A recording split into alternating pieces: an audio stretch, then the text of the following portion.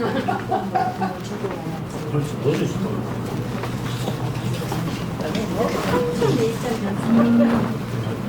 중간은 싹싹 큰 거 먹으면 돈 벌려고만 하면 연계 잡아볼까? 개신교에서 이 절대로 죽었다 깨나도 깨닫지 못하는 공을 또 한번 공부를 해보도록 하겠습니다. 개신교와 기독교의 차이점 뭐예요? 프로테스탄트. 예? 프로테스탄트. 아, 그건 이제 개혁해 왔으니까 개신교를 하는 건 뭐 당연한 거고, 진짜로 하나님께서 이 봤을 때 개신교와 기독교의 차이점. 개신교는 카톨릭에서 분리돼 나온 거고, 예. 기독교는 처음부터 그 예수님의 신앙, 바울의 신앙을 그대로 이어받은. 예, 그것도 역사적인, 교회사적으로 이제 100% 맞죠. 진짜 딱 한 가지. 성경. 그렇죠. 성경이 다르기 때문에 개신교와 기독교가 분리가 되는 겁니다. 예. 우리는 킹제임스 성경을 믿잖아, 그죠? 개신교에서는 100% 같은 침례교회라도 개혁 성경을 본다 하면은 무슨 교회예요? 개신교입니다. 개신교 기독교. 예, 성경을 이제 왜냐하면 이제 개혁 성경은 이 천주교에서 나온 사본이잖아, 그죠? 예, 또 그 천주교에서 나왔는 것을 또 개신교라고 하는 거고, 예, 프로테스탄트라고 하잖아요. 예, 그 이제 성경에 대한 가치가 다르기 때문에 예, 개신교와 기독교의 그 차이점을 예, 오늘 또 그렇게 한번 찾아보겠습니다. 오늘도 제가 그림을 한번 그렸거든요. 예, 그림을 궁금하죠? 안 궁금한. 궁금하지요. 어떻게 그렸는지. 아니, 오늘 진짜 중요한 그 맞습니다. 중요한 건데 그림. 개신교에서는 진짜로 눈으로 많이 보면서도 못 깨닫는 거예요. 네, 한번 보여드리겠습니다. 깨닫는 게 문제야.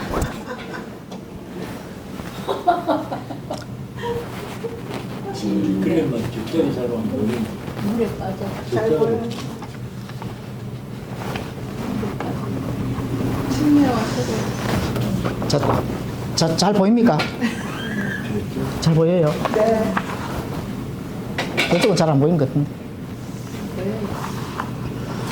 자, 침례입니다. 침례. 자, 우리 교회는 스데반 침례 교회잖아, 그죠? 스데반 침례 교회. 자, 이 침례를 왜 사용을 하느냐? 침례를 사용하는 첫 번째 목적은 아시는 분 계세요? 죽었다. 그렇죠.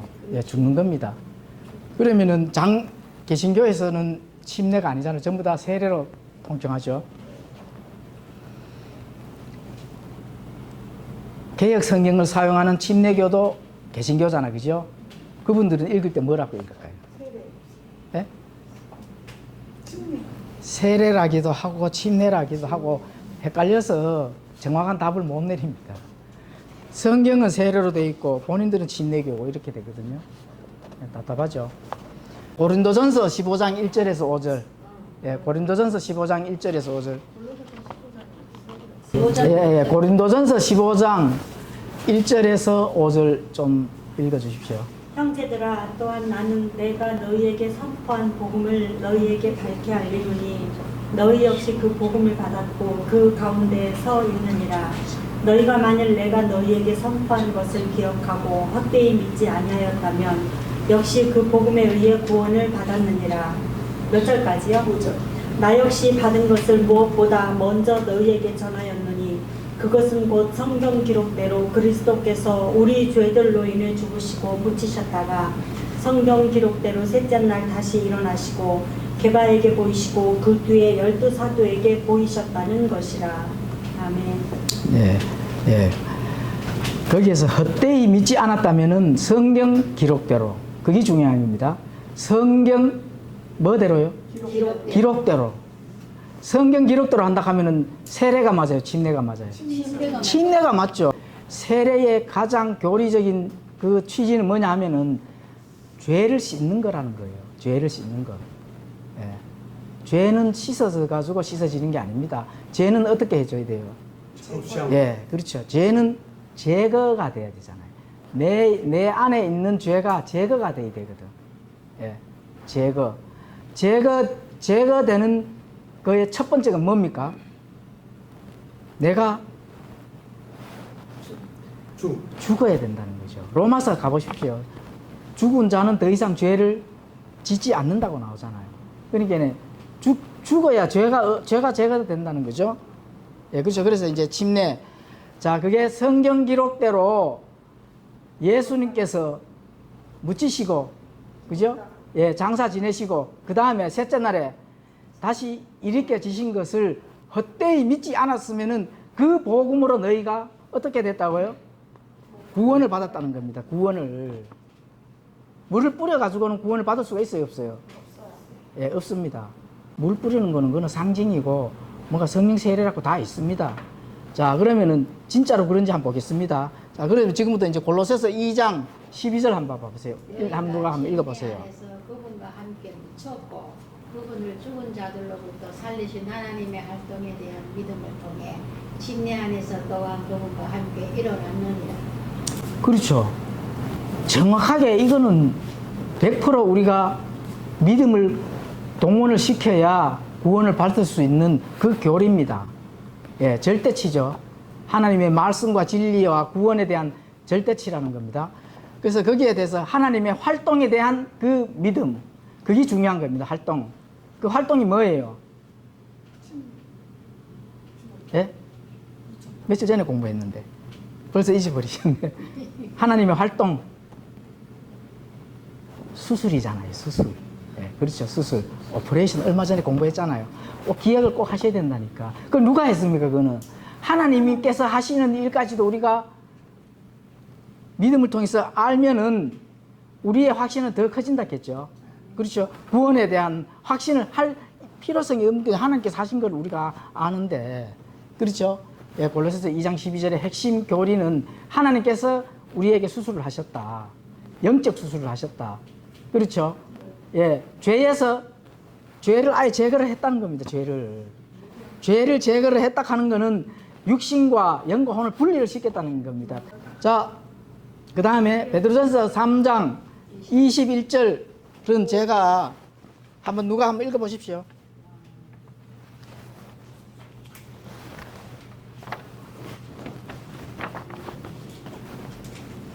베드로전서 3장 21절.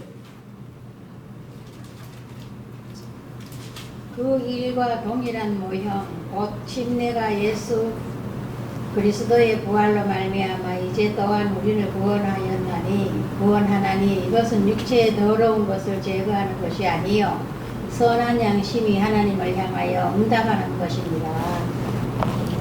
김영욱 자매 한 번 더 한번 읽어보십시오. 그 일과 같은 모형 곧 침례가 예수 그리스도의 부활로 말미암아 이제 또한 우리를 구원하는데 이것은 육체의 더러운 것을 제거하는 것이 아니요 선한 양심이 하나님을 향해 응답하는 것이니라. 그 문맥에서 그 앞절을 한번 읽어봐 주십시오. 앞절. 앞절. 20절을 읽어보시면 되겠네요. 20절. 이 영들은 전에 노아의 날들에 방주가 예비되는 동안 즉 하나님께서 한 번 오래 참고 기다리실 때에 불순종하던 자들이라. 방주 안에서 물에 의해 구원받은 자가 몇 안 되니 곧 8혼이라. 자, 지금 이제 그 침례에 대한 얘기죠. 예, 베드로전서 3장 21절이 그죠? 침례에 대한 얘기인데 그 앞절에 보면 노아 방주 얘기가 나오잖아요. 노아 방주에서 구원받은 자가 몇이라 하죠? 8혼이죠. 그러면은 노아 방주가 물에 잠겼습니까? 안 잠겼습니까? 예? 근데 어떻게 침례로 나오는 거죠? 물속 21절에 보면 그 모형 나오잖아요. 예, 거기서 핵심 진리가 나옵니다. 핵심 진리. 세상에 전부 다 잡혔어요. 그 속에서 살았어요. 이 영들은 전에 노아의 날들에 방주가 예비된 동안 즉 하나님께서 한 번 오래 참고 기다리실 때에 불순종하던 자들이라. 방주 안에서 물에 의해 구원받은 자가 몇 안 되니 곧 8혼이더라. 그 일과 같은 모형 곧 침례가 예수 그리스도의 부활로 말미암아 이제 또한 우리를 구원하는데 이것은 육체의 더러운 것을 제거하는 것이 아니요 선한 양심이 하나님을 향해 응답하는 것이니라. 자, 여기서 주어는 예, 한번 오래 참고 기다리실 때 불순종하던 자들도 되고, 그죠?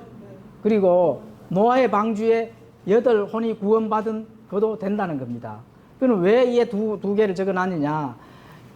물에 의해서 침례 받는 거는 물은 생명으로 표현되는 거 맞죠? 그죠? 물은 생명으로 표현돼. 생명은 어디에서 오는 거예요? 생명은 하나님에게서 주시잖아요. 그러면은 거기에 하나님의 숨이 들어 있습니까? 없습니까? 숨이 들어 있잖아, 그죠? 예, 숨이 들어 있기 때문에 살잖아요.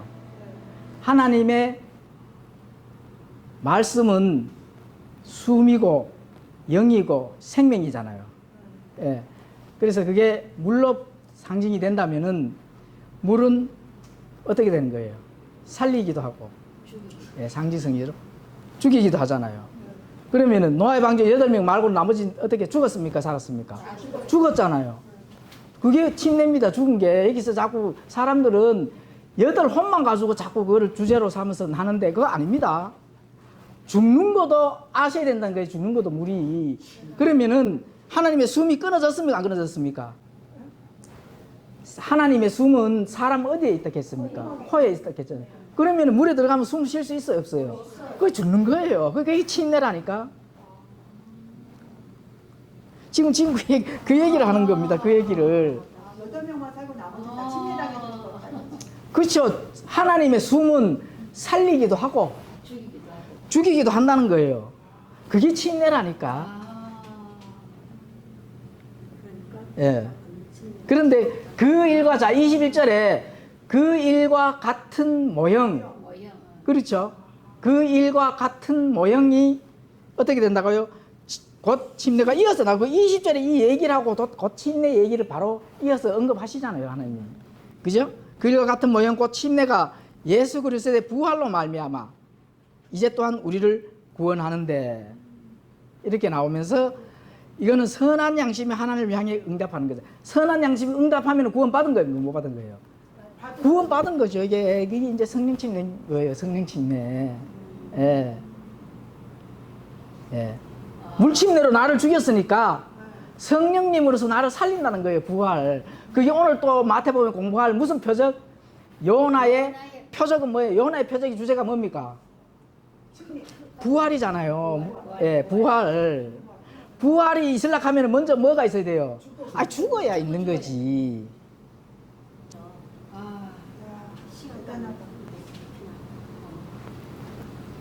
예? 시간 가니까 그냥 넘어가. 제가 얘기하고 기억했어요. 성경이 변개가 됐다는 거예요. 변개가. 마귀가 이런 중요한 교리를 못 깨닫도록 당연히 해야지. 그러면 개혁성경에 뭐라고 되어 있어요? 예? 그 물이 예? 물이 구원을 시켜준다. 침례. 물을 그 세례를 받으면은 자, 개혁 성경을 한번 읽어봐 주세요. 네, 개혁 성경.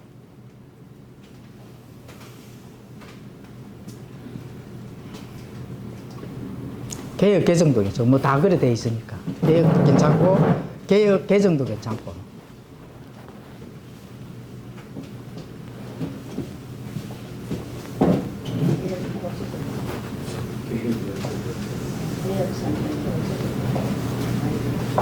장로교 신자님들은 이거 절대로 못 깨닫습니다. 깨달으면은 절대로 안 가르쳐줬지. 깨달으면은 그 교리를 버려야 됩니다. 깨닫게 되면 그 교리를 버려야 되기 때문에. 심으로 말미암아 이제 너희를 구원하는 편이 곧 세례라. 이는 육체의 더러운 것을 제하여 버림이 아니요 하나님을 향한 선한 양심의 강군이라. 예, 거기 예. 물은 예수 그리스도께서 부활하심으로 말미암아. 그렇죠. 그래 물이 이렇게 나죠. 예, 주어가 물 돼 버리잖아요. 그죠? 그러니까 주어가 물이 어떻게 된다고요? 베드로전서 예. 3장 21절. 물이 세례를 베풀 때 구원하는 표라고 아예 딱 정해놔 버리잖아요. 그렇죠? 그래서 교회사를 공부를 해보십시오. 세례 받지 않으면 구원을 못 받는 걸로 알고 있는 거죠. 유아 세례를 받아야 유아가 구원을 받는 걸로 알고 있다는 거죠. 그래서 이 재침례 교도들의 역사 나중에 물론 공부를 합니다. 재침례 교도들이 왜 재침례 나는 다시 하나님께 선한 양심으로 표현해요. 물론 이제 바깥에 물로 침례를 받는 거는 그거는 이제 어떤 육체의 상징성을 가지지만은 그 양심이 못 견딘다는 거예요. 그 양심은 무슨 양심입니까? 하나님께서 나의 죄를 제거하려고 하면 내가 죽어야 된다 하는 걸 깨달았을 때는 그 양심이 못 견디기 때문에 그 양심이 하나님을 향해서 고백을 한다는 겁니다. 응답을 한다는 거죠. 응답을. 양심이 하나님을 향해서. 나는 내가 죽어서 나는 다시 어떻게 된다고요? 태어나고 싶은 거죠. 그게 이 제 침례파들의 그 양심이었다는 거죠. 그 제 침례파 이 성경 신자들을 누가 다 죽였습니까? 쯔빙글리, 칼빈, 루터 그 사람들이 부모들 보는 데서 자식 다시 어떻게 해요? 너 침례를 좋아하니까 침례로 죽어라 가서 그죠?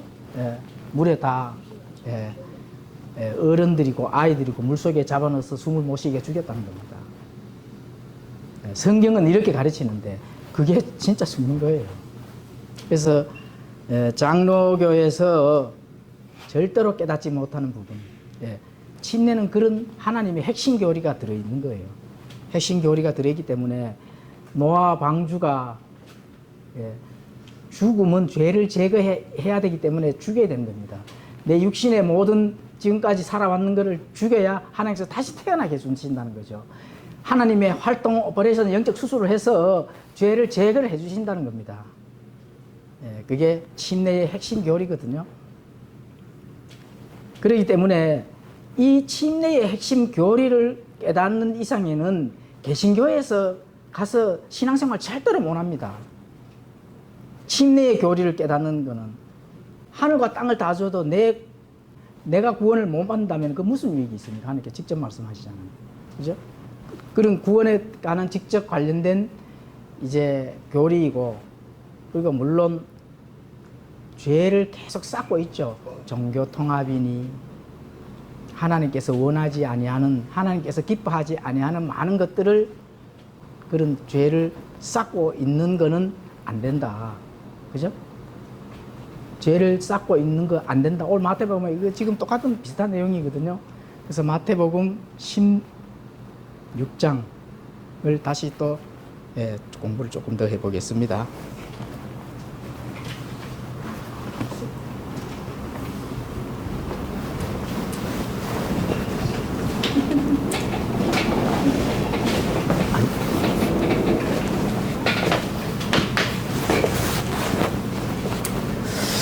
나중에는 이거 조금 더 이제 제가 업그레이드를 시키겠습니다. 자동으로 이렇게 얼굴을 업그레이드를 첨단 모터를 좀 사용해서 딱 스위치 딱 눌리면은 자동으로 이게 싹. 그거 첨단기를 밝혀주시면 잘합니다. 아, 전문입니다. 이제 그 4차 산업에서 첫 번째 등장하는 게 홀로그램이거든요. 홀로그램. 사실 이런 건, 이런 거 모니터 이런 걸로 재래식이죠. 홀로그램은 그냥 바로 공중에서 이렇게 나타나잖아요. 나타나고. 또 여러 가지 이제 자기가 원하는 대로 글자나 모형이나 이런 거를 실제적으로 나타나게 해서 이 모든 상황을 전개시킬 수 있다 하는 그런 부분이 지금 지금 실행하고 있습니다. 홀로그램 같은 거. 그래서 이런 부분들은 전자칠판에 사면 되잖아요. 터치 스크린도 되고 그림도 그리고 화면 딱 바꾸면. 이렇게 해서 대야구만. 네, 그래요. 수동으로 와요. 재밌고 기재되고. 전자칠판도 비싸요. 150만 원씩 합니다. 그러니까 우리 말고 이제 성도들이 더 많이 늘어나가지고 필요성이 느끼면은 또 우리 지금 이 식구들은 막 손수 돌리셔서도 힘드시지만 그쵸. 보는데 아무 장로교에서 깨닫고 빨리 벗어나야 되면서. 지금 하는 것 저는 어떻게 이해를 했냐면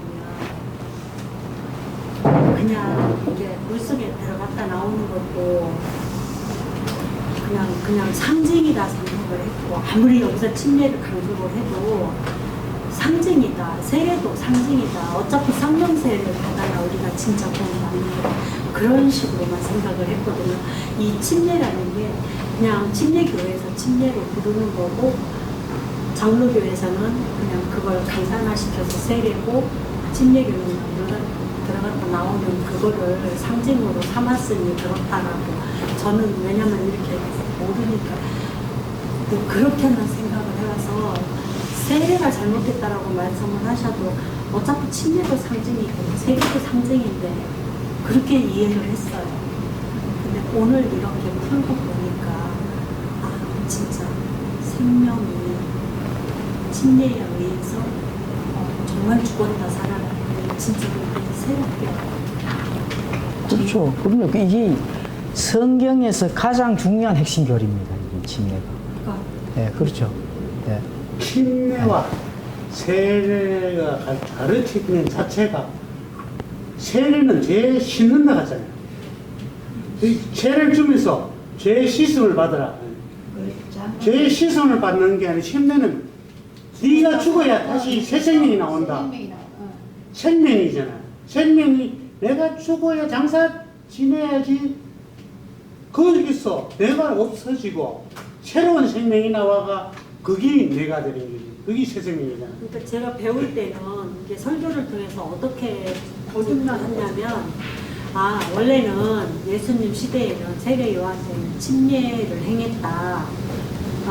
침례를 행했는데 시대가 변천하고 그렇게 할 수가 없으니 그냥 그게 약식화시켜서 세례로 갔다 이렇게 했기 때문에 저는 그거를 침례를 그냥 그쪽에 하나의 전통으로 생각을 했지 이렇게 말씀이 명명백백하게 있다는 걸 몰랐어요. 그래 내가 이번 주에 목사님 설교를 내가 저걸 디바이블 내가 들으면서 율법과 죄를 가지고 저걸 하는 건 구원의 안전보장이 거기에 들어있는 것더라고요. 거기 율법과 죄가 뭐가 다를까? 율법은 내가 스스로 그걸 지켜봐. 안 죽으려고 하는 거야. 내가 스스로가. 안 죽으려고 율법을 지키잖아. 율법 다 지키면 죽을 일이 없잖아. 죄가 없으니까. 율법을 뭔 하나라도 어기면 거기 죄, 사망이잖아. 죽을 일이잖아. 그리 죄냐 율법이냐. 그리 율법 이걸 지금 하루 저거든지 율법을 다 지켜가 내가 깨끗하려고 그래 율법을 지키거든요. 그래 내가 안 죽고 살락하는 길이야. 끝까지 하나님 제 꺼내고 내가 살락하다 보니까 율법을 지켜야 되잖아. 명령 그거만 다 지키면 요것만 다 지키면 난 살 수 있다. 그거 아닌데 얘를 다 지키나 저는 새 생명은 없잖아. 그렇죠. 죽어야 된다 하는 그게 죄잖아요. 죄는 무조건 다 죽어야 된다. 이 죄 있다. 죄 있으니까 죽어라 하는데도 내가 못 죽으니까 예수님 속에 여어놓게 니 못 죽는다. 예수님 그리스도 속에 여어놓으니까 거기서 네가 죽고 다시 살아라 하는 거기 이제 죄의 마지막은 사망이잖아. 사망까지 다 죽었으니까 예수 그리스도 안에서는 그게 새 생명이잖아.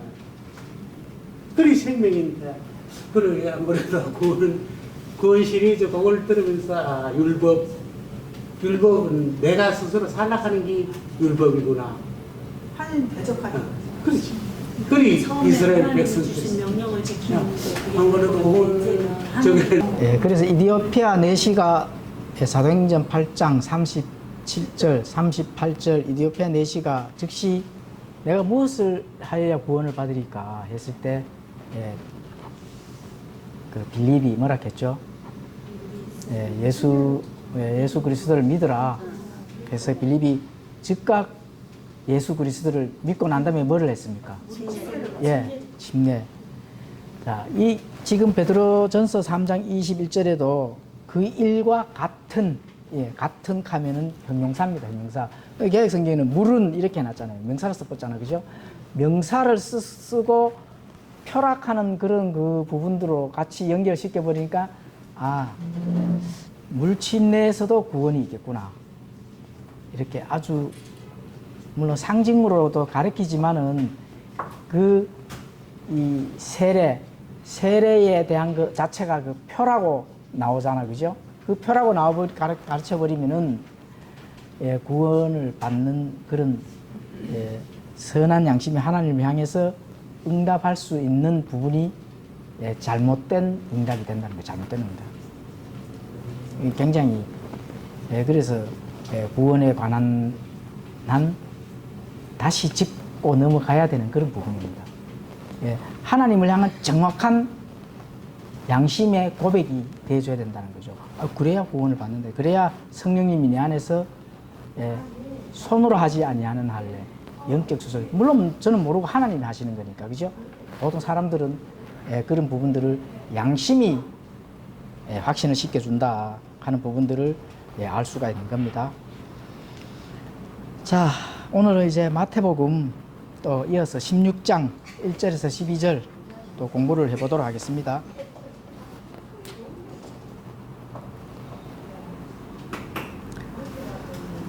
마태복음 16장 1절에서 4절은 제가 일단은 읽겠습니다. 바리새인들도 사두개인들과 함께 와서 시험하며 그분께서 하늘로부터 오는 표적을 자기들에게 보여줄 것을 그분께 요구하며 그분께서 그들에게 응답하여 이르시되 하늘이 저녁이 되면 너희가 말라기를 하늘이 붉으니 날씨가 좋으리라 하고 또 아침에는 하늘이 붉고 흐리니 오늘은 날씨가 구주리라 하는도다.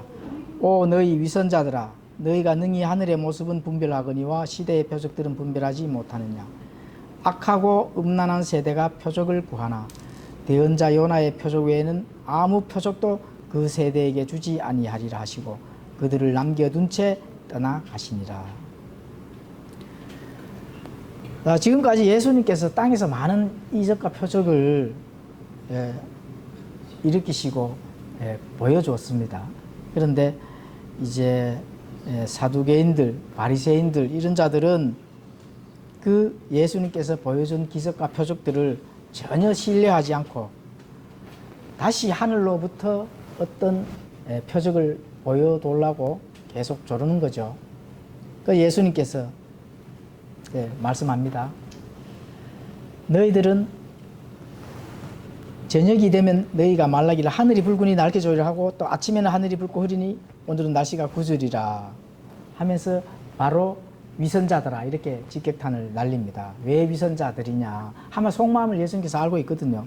그렇게 기적과 표적을 보여주었음에도 또다시 기적과 표적을 보여달라 하는 것은 이제 예수님에 대한 어떤 그런 부분을 정말로 하늘에서 내려온 하나님의 아들이고 메시아인지를 구하는 것이 아니고 시험을 하는 거죠. 시험을 하는 거기 때문에 너희 위선자들아 이렇게 예수님께서 책망을 하시는데, 그런데 거기서 하늘의 모습은 분별하는데 시대의 표적들은 분별하지 못한다고 하는 이제 예수님께서 이제 책망을 하죠. 그래서 악한 음란한 세대가 표적을 구하나 이 대언자 요나의 표적 외에는 아무 표적도 그 세대에게 주지 아니할 것이다. 이렇게 이제 말씀하시고 그 요나의 표적은 앞으로 예수님께서 행할 그런 일들이죠. 사두개인과 바리새인들은 이제 자기들이 알고 있습니다. 과거의 조상들이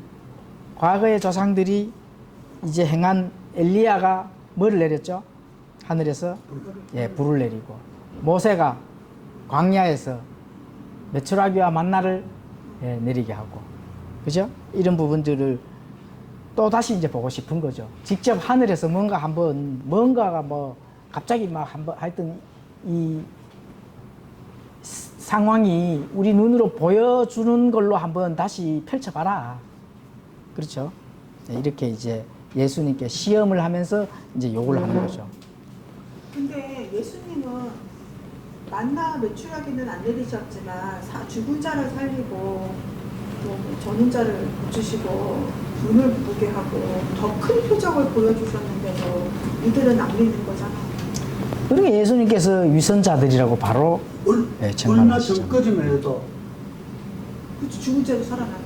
브랜떡 5개, 물고기 2마리 갖고 그치. 함이 있잖아. 그래. 그게 애매한 하늘의 양식이라고 그래. 설명까지 해줬잖아요. 그래. 그래도 그거는 무시하고 다시 표적을 구하는 적이잖아요. 이런 기적과 이적이 많았음에도 불구하고 왜 요나의 요나의 표적밖에 없다 했지? 부활의 표적은 그거밖에 없잖아요. 요나의 표적. 부활의 표적은 요나가 물고기 뱃속에 사흘 밤낮 저게 한자. 예, 그래서 이제 요나의 표적에 대한 부분은 또 그 바로 밑에서 이제 배울 겁니다. 자, 이들은 육신적이며 하나님을 시험하는 이제 위선자들이며 전형적인 종교인들이죠. 전형적인 종교인들. 원래 종교인들의 행위가 자꾸 뭔가를 나타내 보이는 거, 그렇죠? 나타내 보이는 거. 보이지 아니하는 것들보다도 보여져야만이 본인들이 뭔가 이렇게 이제 믿어지는 그런 자들은 이제 종교인들이죠. 그런 종교인들이기 때문에 자꾸 보여달라고 하는데 진짜로 뭔가를 본인들이 봐서 믿으려고 보여달라고 하는 게 아니잖아요. 지금 바리새인과 사두개인 이 자들이 예수님을 자꾸 시험을 해서 공경에 빠뜨리기 위한 어떤 그런 이제 작전을 이제 펼쳐지는 거죠. 그래서 예수님께서 오 위선자들아 너희가 능히 하늘의 모습은 분별하느니와 시대의 표적들은 분별하지 못하느냐. 뭐 여기서 우리가 이제 교훈적으로 한번 얻어질 걸 한번 생각을 한번 해봅시다. 교훈적으로 이때는 뭐 당연히 이 바리새인들 또 사두개인들은 종교인이기 때문에 눈에 보여지는 것을 요구를 하는데 보여지는 것을 요구를 하지만은 그 보여지는 것을 본인들이 보여주기만 하면 믿는 것이 아니라 예수님을 시험한다 하는 그런 종교인들이라 하는 걸 이제 우리가 알았잖아요. 그죠? 자, 대부분의 사람들은 그 하늘의 모습은 분별하는데 시대의 표적들은 분별. 이게 무슨 말이냐 하면은 이 현대를 가지고 뭐라 하죠? 그렇죠. 불신자들이나 신자들 다 말세지말이라 하잖아요. 그죠? 예, 말세지말이라 하는데 자, 그러면 이 시대에 본인들이 모습은 안다는 겁니다. 이 지금 지구가 돌아가는 모습이 말세지말이라는 걸 알아요. 그런데 표적은 모른다는 겁니다. 표적. 무슨 표적이에요? 그럼 이 시대 표적은 뭐예요? 모습은 말세지말이고 표적은 이적과 표적은 사람들이 행하는 게 아니잖아. 그죠? 어떤 절대치가 행하는 거거든. 절대치가 행하는 그 표적은 뭐예요? 말세지말 이후에. 심판. 그렇죠. 본인들이 입에서 말세지말이라 하는 거를 말을 하면서도 심판이 있다 하는 거를 알면서도 전하고 또 뭐 알려고도 하지 않았죠. 그런데 그거는 분별을 못 한다는 겁니다. 다시 말해 믿지를 않는다는 거죠. 그래서 이런 자들을 뭐라 합니까? 예수님께서 위선자. 예? 악하고 그렇죠. 음란한 세대라 하는 겁니다. 위선자들이라 하는 거죠. 위선자. 새벽 기도도 나가요. 그죠? 예, 새벽 기도도 나가고 방언도 해요. 하나님을 외쳐요. 그런데 자, 하나님께서 이렇게 저렇게 해서 이렇게 말씀을 탐구하고 이 시대의 표적들을 읽으라 하잖아요. 그런데 해요, 안 해요? 안 하잖아, 그죠? 예, 그거와 마찬가지라는 겁니다. 신자든 불신자든 이 상황이 전개되는 바깥에 나타나는 모습은 안다는 겁니다. 그런데 그 다음에 절대자 하나님께서 행해야 될 심판, 다가올 심판에 대해서는 대비를 안 한다는 게 이 시대의 바로 표적이라는 겁니다. 오늘날도 뭐 적용되는 거 맞죠? 그죠? 히브리서 11장 1절에는 이렇게 말씀합니다. 이제 믿음은 바라는 것들의 실체요 보이지 않는 것들의 증거니 이렇게 말씀합니다. 믿음은 바라는 것들의 실체요 보이지 않는 것들의 증거니. 지금 이거 믿음의 정의를 얘기를 하는 겁니까? 믿음의 정의를 얘기를 하는 게 아닙니다. 바라는 것들의 실체여 보이지 않는 것들의 증거라 하는 것은 바로 성경 말씀을 얘기를 하는 거거든요. 믿음은 바라는 것들의 실제가 맞습니까? 아닙니까? 맞잖아요. 근데 그게 보여요, 안 보여요? 안 보이는 게 증거라는 겁니다. 안 보이는 게. 그렇죠? 자, 믿음은 이 믿음이 어떻다 하는 것을 어떤 정의를 내리는 것이 아니고 성경에 대한 부분들을 성경에 나타난 많은 부분들이 보이지 아니하는 것들이라는 겁니다. 그걸 증거로 갖다 대는 게 성경을 얘기를 하는 거거든요. 그런데 그게 사실적, 객관적 실체라는 겁니다. 그 성경에 나오는 말씀들이. 자, 여기서 히브리서 10장 실체에 대해서 또 정확하게 답이 나옵니다. 히브리서 10장 34절과 고린도후서 13장 3절을 제가 한번 읽어봐 드리겠습니다. 34절 이는 너희에게 하늘에 더 좋고 영구한 실체가 있는 줄 너희 자신이 알므로 결박 중에 있는 나를 너희가 불쌍히 여겼고 내 재산을 노력당하는 것도 기쁘게 여겼기 때문이라. 지금 사도 바울이 하늘에 더 좋고 영구한 실체라 했죠. 그죠? 자, 하늘에 더 좋고 영구한 게 상징입니까? 실체입니까? 실체라 하잖아요. 그 실체가 이 실체거든요. 예. 믿음은 바라는 것들의 실체요. 그 하늘에 있기 때문에 우리가 안 보여요. 안 보인다니까. 근데 그게 실체란 말입니다. 그런데 이런 것들이 다 보이지 아니한데 그 증거는 뭐로 증거를 하나님께 제시를 한다 합니까? 예, 성경으로 제시를 하겠다는 거죠. 말씀으로. 그래서 이 성경이 그만큼 중요하다는 겁니다. 우리는 무슨 성경을 믿어요? 킹제임스 성경을 믿잖아요. 오류가 있어요, 없어요? 없잖아요. 하나님께서 보존해 줬습니까? 뭐 안 줬습니까? 보존해 줬잖아요. 그 성경을 믿는다는 거니까. 그게 뭐래요? 하나님께서 우리한테 주시는 증거라는 거죠. 네. 그렇죠? 하늘에 더 좋고 영구한 실체가 있는 줄을 너희 자신이 안다고 하잖아요. 왜 알아요? 예, 증거를 제시를 했잖아요. 증거를. 지금 그 말이거든요. 11장 1절의 말씀이 증거로 이겨줄게. 근데 하늘에 있으니까 안 보인다. 예? 지금 그 얘기를 하는 겁니다. 그게 바라는 것들의 실체는 너희가 바라지만 실제로 하늘에 있으니까 좀 기다려봐라. 그죠? 그거는 증거는 바로 이거다. 예, 믿음을 지금 뭐 어떻다 하는 것을 학술적으로 얘기를 하는 게 아닙니다. 예, 지금 그 얘기를 하시는 거. 고린도후서 13장 3절을 또 읽어보도록 하겠습니다. 하늘에 좋은 실체가 있는 것을 믿습니까? 네. 조금 기다리면 되겠죠. 고생이 되더라도. 그죠? 13장 3절 이는 그리스도께서 내 안에서 말씀하시는 증거를 너희가 구하기 때문인데 그분께서 너희를 향해 약하지 아니하시고 오히려 너희 안에서 강력하시니라. 예, 하나님의 말씀의 증거는 약해요, 강해요? 강하다 하잖아요. 파워가 있다 하잖아요. 살린다 하잖아요. 죽은 자도 살리시고, 그죠? 예, 병든 자도 치료하시고, 내가 물에 빠서 죽었고 불에 타서 가루가 되어도 하나님께서 부활시킵니까? 안 시킵니까? 시킨다니까요. 시킨다니까. 그게 바로 오늘 요나의 표적입니다. 부활의 믿음이 있어야 된다. 부활의 믿음. 아무리 그 죽음이 안 두렵죠? 내일 죽어도 두려움이 와요? 아니요.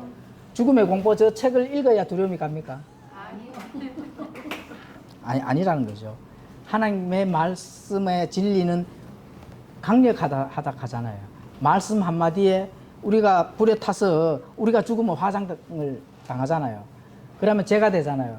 하나님께서 그 DNA를 통해 가지고 나의 인격체를 부활을 시킵니까? 안 시킵니까? 그 유전자를 가지고 부활을 시킵니까? 안 시킵니까? 시킨다니까요. 그게 요나의 표적이라는 겁니다. 예, 요나의 표적. 오늘 배우는 게 요나의 표적. 그 요나의 표적밖에 보일 것이 없다 하는 게 바리새인들과 사두개인들이 그 실체를 알아요, 몰라요? 모르잖아요. 그러니까 부활의 표적, 부활을 다시 하면은 영원한 영원한 삶, 그죠? 영원한 삶. 그리고 영존하는 생명. 영존하는 생명, 영원한 지난주에 그 이강준 형님께서 잘 설명하셨죠? 예. 영원한 영존하는 생명이 뭐예요? 영존하는 생명. 이렇게 하셨잖아요. 영존하는 생명. 딱 한마디로 딱 이렇게 정의를 딱 하셔야 되는데. 그래야 또 그게 또 다른 사람들 전달하는데 너 이런 거 알아? 이래 해서 또 잘 전달할 수 있잖아요. 그죠? 영존하는 생명. everlasting life. 그죠? 죽지 예. 않아. 예, 그렇죠. 영원한 우리 존재의 가치가 시간 안에 제한되어 있는 게 아니고 지금 우리 시간 안에 지금 갇혀 살잖아요. 그죠? 시간 안에 갇혀 사는 거는 내가 이 죄를 가지고 있는 육체 안에 있기 때문에 시간 안에 있는 겁니다. 그렇잖아요. 그죠? 우리가 육체를 벗어나면은 예, 그런 건 시간 밖에 있는 거예요. 예. 거기서도 이제 이터널 라이프가 이제 존재하는 겁니다. 예. 자, 그러면은 영존하는 거는 시간의 개념입니다. 예. 그러면 영원한 삶은 뭐라고 들었죠? 예, 영원한 삶. 영원한 삶. 영원한 삶은 영원히 예. 하는 거 하가. 영원한 삶. 예수 그리스도의 영존하는 것은 우리가 예, 존재의 가치, 예, 시간과 관련이 있고, 또 영원한 거는 예수님과 관련이 있습니다. 우리가 예수님의 본성에 참여하잖아요. 예수님의 본성에 참여하면은 하나님의 모든 것이 누구께 된다고요? 내 거네. 그게 세상속 언약입니다. 이게 세상속 언약과 관련이 있는 거예요. 풍성한 삶과 관련이 있다는 거예요. 예? 풍성한 삶. 우리 각자의 한 왕이다. 하나님의 본성에 참여하는 거, 풍성한 삶에 관련이 있고, 또 시간에 관련이 있는 거, 영원한 삶. 이 두 개가 딱 합쳐지면은 완전한 하나님의 성화된 하나님의 모습으로 우리가 영원히 하나님과 함께 살 수 있는 모습으로 산다는 거예요. 그게 어떻게 된다고요? 하나님의 강력한 파워에 의해서 그렇게 된다는 거죠. 그게 믿음은 바라는 것들의 실세요. 보이지 않는 것들의 증거를 하나님께서는 세상속 언약으로 변개되지 않은 이 성경 말씀을 우리에게 전달해 줬다는 겁니다. 개신교에서 깨달아요, 못 깨달아요? 못 깨닫습니다. 그래서 히브리서 11장 6절에 그러나 믿음이 없이는 하나님을 기쁘게 하지 못하나니 그분께 가는 자는 반드시 그분께서 계시는 것과 또 그분께서 부지런히 자신을 찾는 자들에게 어떻게 해요? 보상해 주시는 분이심을 믿어야 하느니라. 예. 자, 하나님을 기쁘게 하지 못한 믿음이 없는 거는 그죠? 하나님의 말씀이 우리 안에 주어지지 아니한 거는 하나님을 기쁘게 할 수가 없다는 거예요. 예. 믿습니다가 아니고 하나님의 참된 복음의 말씀이 내 안에 풍성하게 있을 때 그때서야 하나님을 기쁘게 할 수 있는데, 그래서 그거는 그분께 가는 자는 반드시 그분께서 계시는 것을 확신을 세워줍니까? 안 세워줍니까? 그래서 구하는 자에게 구해지고 찾는 자에게 찾아지고 두드리는 자에게 열려지잖아요. 우리가 여기 모여있는 것도 찾고 두들기고 구했기 때문에 모여진 거거든요. 그렇기 때문에 이거 모여진 건 맞습니다. 안 찾고 그냥 편안하게 신앙생활을 한다 하면은 으쌰으쌰 해서 하는 데가 많습니다. 으쌰으쌰 해서 하는 데가 많아요.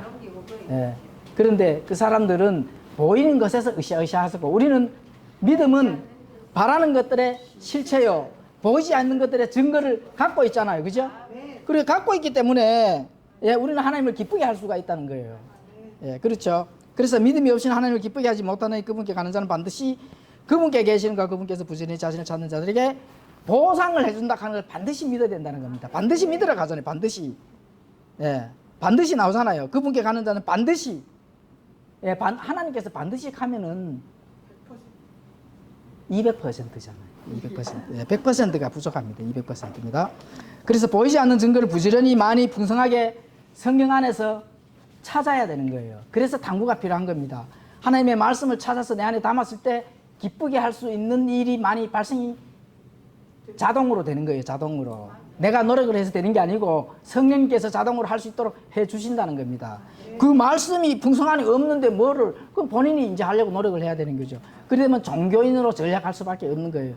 내가 하나님을 찾아야 하나님이 찾아가서 하나님을 내 행위를 통해서 하나님을 기쁘게 하는 그런 종교인으로 바뀐다는 겁니다. 그래서 그런 종교인들을 향해서 예수님께서는 악하고 음란한 세대가 표적을 구하는 건데 너희들이 부활을 아느냐? 이렇게 하는 거죠. 부활을 아느냐. 그래 요나의 표적밖에 당연히 예수님께서 앞으로 행할 일들을 미리 예고를 하는 거죠. 요나의 표적을 너희들이 앞으로 볼 것이다. 그 표적 말고는 주지 않을 것이다. 자, 이 모든 것들은 살리는 것은 영이요, 육은 무익하다. 그러니까 보는 것으로 걸으면 안 된다는 겁니다. 보는 것으로. 그렇죠. 요한복음 6장 63절 살리는 것은 영이라 했습니다. 하나님께서 왜 속 중심만 본다 했습니까? 육신은 항상 왔다 갔다 하거든. 육신은 세상에 보는 것에 대해서 미혹돼서 그걸 넘어갈 수 있는 건 100%거든요. 그래서 너 중심은 바로 하나님의 말씀의 반석에 반드시 서 있어라는 거죠. 그래서 믿음으로 걷고 보는 것으로 걷지 아니한다고 고린도후서 5장 7절에는 그렇게 말씀합니다. 믿음으로 걷는다는, 믿음이 내 믿음이에요. 예수님의 믿음이에요. 예수님의 믿음이에요. 예수님의 믿음은 예수님이 행한 일입니다. 예수님의 영입니다. 예수님의 숨입니다. 말씀이에요. 그게 말씀. 말씀이 말씀으로 우리는 걷고 보는 것으로 걷지 아니한다는 겁니다. 그래서 육체를 신뢰하면 안 된다는 거죠. 육신을 신뢰하면 안 된다는 거예요. 육체와 육신은 다릅니다. 육체는 뭐예요?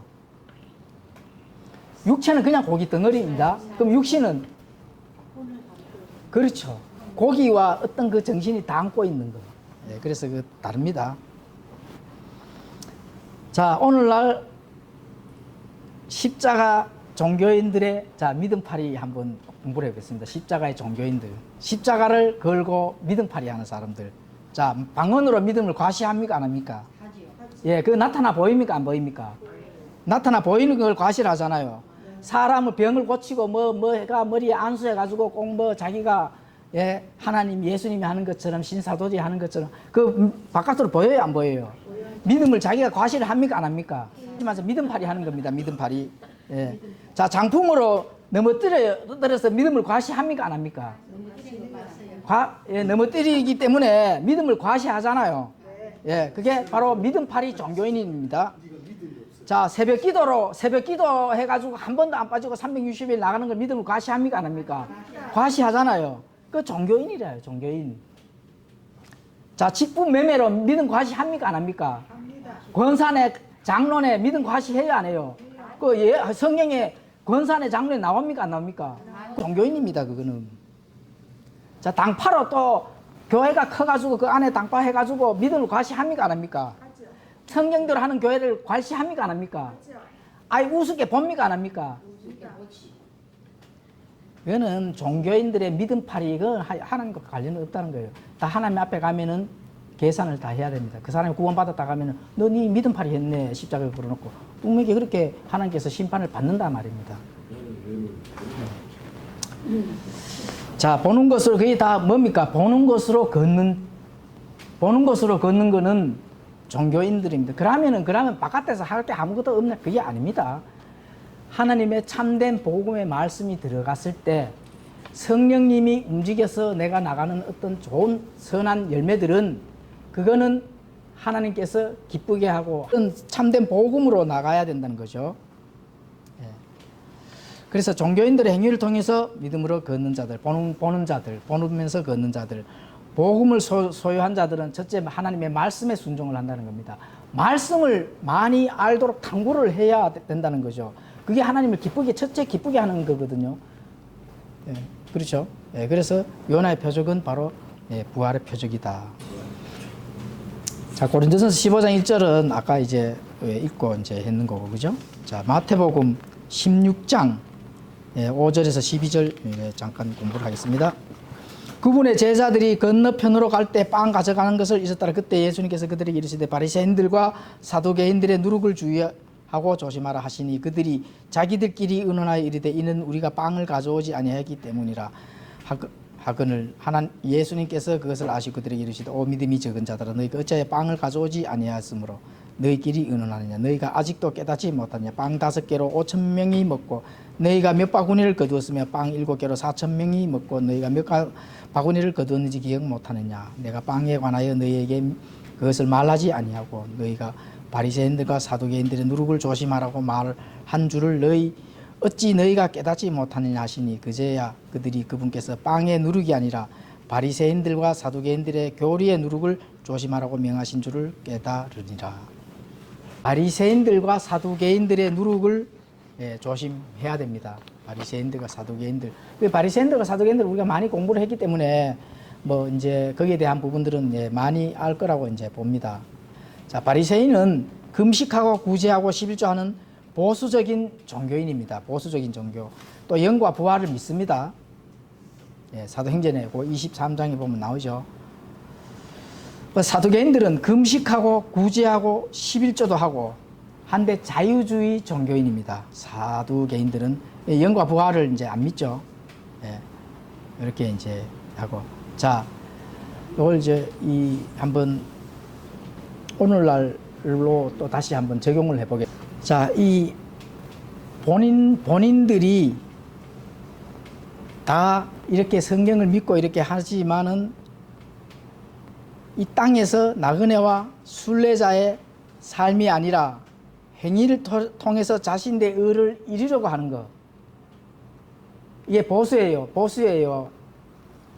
보수 아니에요. 행위를 통해서 자기 의를 이루려고 하는 것.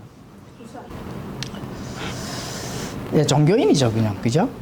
그냥 종교인이기 때문에 이런 자들은 뭐 우리 킹제임스 믿는 이 교회에서는 그런 자들이 없습니다. 행위를 통해 그 자체 교리 자체를 이제 그렇게 안 가르치니까. 그런데 그런 부분들은 이제 교회에서는 그런 교리를 가르치는 거는 굉장히 위험한 그죠? 이제 왜 그러냐면은 디모데후서 3장 16절에 오역이 돼가 있어서 그렇습니다. 특히 말세에 이제 거짓 교리, 이제 교리 때문에 그렇습니다. 보수라 하지만은 교리가 다르면은 있을 수가 없는 일이잖아요. 특히 보수주의 고신이나 이런 데서는 구원을 받아도 휴거는 어떻게 돼요? 휴거. 구원과 휴거를 나누잖아요. 구원을 다 받았어요. 자기들 교회 다니면서 구원을 받았잖아요. 본인들이 고신 측에서 이 신자들이 본인은 나는 구원 못 받았는데 교회 다니는 사람 있습니까? 다니는 사람들 다 구원을 받았다고 생각을 하잖아, 그죠? 그러면은 구원을 받았는데, 자, 우리 킹제임스 성경에서는 환란 전 휴거를 믿습니다. 그 사람들은 그럼 환란 전 휴거를 믿어야 합니다. 안 믿지. 통과. 그렇죠. 그렇습니다. 구원을 받았는데 다른 교리를 가르친단 말입니다. 그게 이제 문제죠. 지금 그 얘기를 하는 겁니다.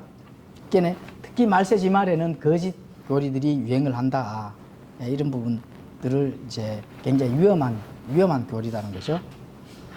자, 이게 이제 교리 때문에 교훈과 교리가 달라서 그렇습니다. 교훈과 교리가 맞고 교훈은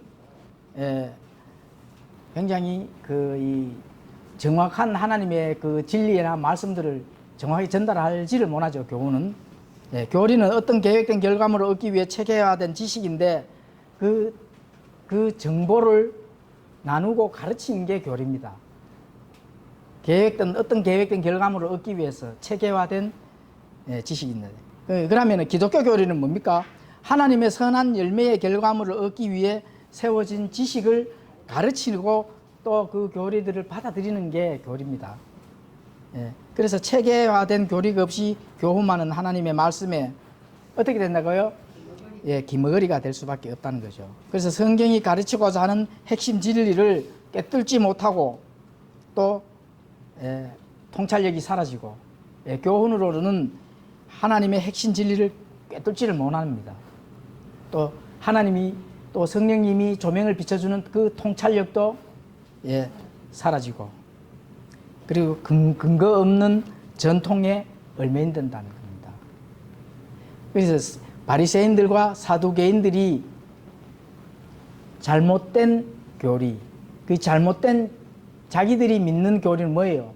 전통이거든요. 그 전통에 얽매이게 된다는 거죠. 전통에. 지금 이제 오늘날에 그걸 이제 지금 얘기를 하는 겁니다. 오늘날의 그 개신교회들을 얘기를 하는 겁니다. 전통에 얽매인다는 거죠. 새벽 기도를 해야 된다. 뭘 해야 된다. 목사님이 명령한 걸 따라야 된다. 목사님의 말에 벗어나면은 그 교회에 벗어나면은 구원을 잃어버린다. 뭐 이렇게 그 어떤 전통, 자기들만의 전통을 이제 내세우는 거죠. 그래서 정확한 체계화된 교리, 하나님의 말씀에서 나오는 그 체계화된 교리를 딱 배우고 익혔을 때 정확한 교리를 우리 안에 들어오게 할 수가 있다는 겁니다. 자, 디모데후서 3장 5절의 말씀을 읽고 마치도록 하겠습니다. 하나님의 성품의 모양은 있으나 그것의 능력은 부인하리니 이런 자들에게서 어떻게 하라고요? 돌아서라는 것이, 돌아서라는 거죠. 하나님의 성품의 모양은 있는데 하나님이 주시는 그 인도해 주시는 능력은 알지도 못하고 하지도 못하고 부인까지 하고 이런 자들에게서는 돌아서라는 겁니다. 그래서 돌아섰을 때 그 핵심 진리를 우리가 배우고 익힐 수 있는 그런 공동체에서 하나님의 말씀을 듣고 익힐 때 기뻐하는 것은 하나님이 기뻐한다는 거죠.